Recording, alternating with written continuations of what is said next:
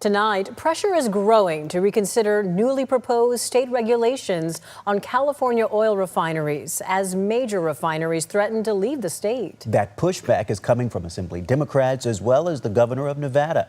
ABC 10 State Matters political reporter Jenny Huz here now with reaction on both sides. Well, the pushback from Democrats is big news because these legislators voted last year to renew state regulations. Now they say they're taking a step back and are even willing to reconsider the state's zero emissions by 2045 timeline if cost of energy continues rising. I don't know what more of an alarm bell do you need to have two refineries shut in less than a year in the state of California. They should declare an emergency. We truly need to protect what we have. Protect our in-state refining, protect the in-state production. Even with the soaring gas prices nationwide with the conflict in Iran, Californians continue to pay the most in the nation for gas.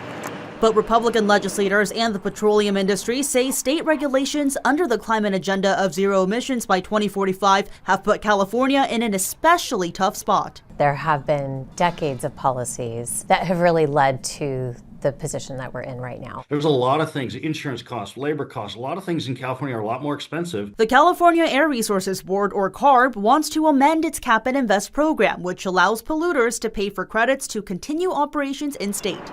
Some of that revenue is offered as rebates to Californians. The amendment proposes fewer permits for higher fees moving forward. This is a really flawed policy, Jenny. Chevron, PBF, and Marathon Petroleum have all written letters of opposition saying refineries would be forced to reconsider operations in-state since foreign oil importers don't have to pay the Cap and Invest fee. And a letter from the governor of Nevada, a state reliant on California for gasoline, diesel, and jet fuel. That tells you how important this issue is, not only for California, but for Nevada and Arizona, too. Assembly Democrats who say they were largely inspired by letters of opposition also wrote a letter of opposition to CARB. What we know we do not want is our regulatory environment creating additional costs for consumers. Democrats write, quote, an energy transition that outpaces infrastructure readiness risks creating chronic supply imbalances and long-term market instability. But these very legislators voted last year to renew the Cap and Invest program. We asked. And what it looks like out in the real world.